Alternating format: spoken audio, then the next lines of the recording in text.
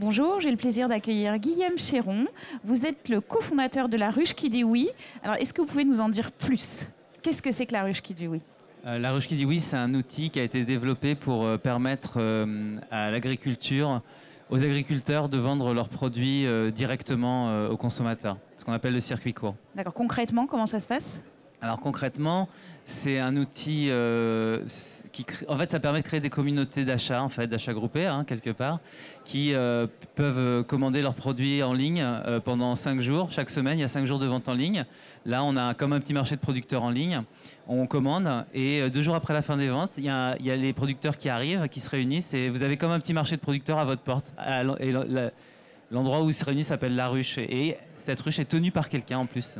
D'accord, donc ça suppose que c'est une initiative d'une personne à chaque fois ou tout de à fait, une plusieurs ruche personnes? elle est créée par une personne, oui. Elle va construire sa communauté de membres, de clients, elle va réunir des producteurs et puis après, nous on lui fournit tout un tas de services pour l'aider à mener cette mission d'offrir des bons produits à son voisinage en gros. Alors si on revient en arrière un peu, c'est quoi l'histoire? Comment vous avez eu cette idée? Bon, les histoires d'entreprise, c'est souvent des longues histoires quand même. Enfin, moi, c'était une passion pour l'alimentation. Moi, je suis designer industriel. Donc, j'adore l'idée d'innovation. Je m'intéresse à l'entreprise et en tant que fait social. Donc, ça m'intéresse la vision assez globale. Pourquoi on produit des objets, à quoi ils servent, comment on les produit. C'était un peu cette vision de designer qui s'intéressait un peu l'ensemble. Mais la matière qui m'intéressait le plus, c'était l'alimentation. Donc j'ai travaillé pendant des années sur l'alimentation, puis un jour j'ai eu un peu de temps et j'ai voulu réunir dans un projet tout ce que j'avais vu sur les enjeux de l'agriculture, sur les enjeux de l'alimentation. Et La Ruche qui dit oui, c'est ça, ça réunit un peu tout ce que moi, dans mon parcours, j'avais un peu observé, quoi.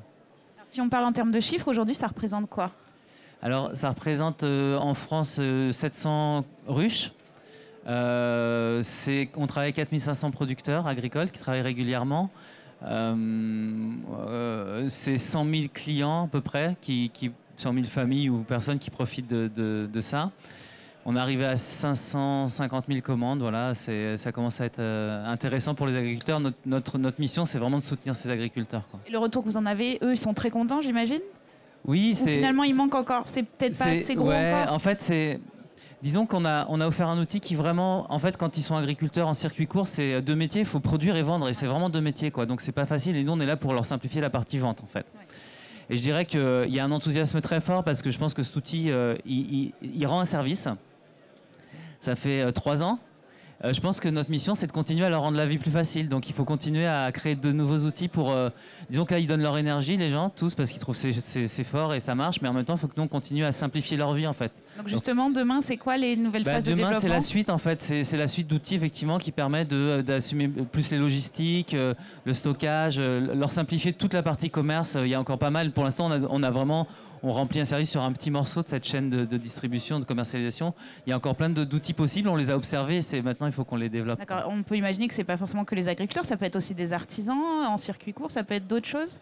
Oui, alors il y a des artisans alimentaires aussi. Oui. Donc il y a des gens qui produisent puis d'autres qui transforment un petit peu les aliments. On a un panier moyen de 45-47 euros. Pour l'instant, on fait que l'alimentation. On pourrait imaginer que dans les ruches, on trouve aussi des produits d'entretien écologiques, etc. Pour que d'abord les gens ils aient un service complet, etc. Mais bon, ça viendra. Mais ça nécessite justement des outils logistiques un peu différents pour rendre ce service plus complet aux consommateurs quelque part. Ouais. Chaque chose en son temps. Merci beaucoup. Ouais, je vous en prie.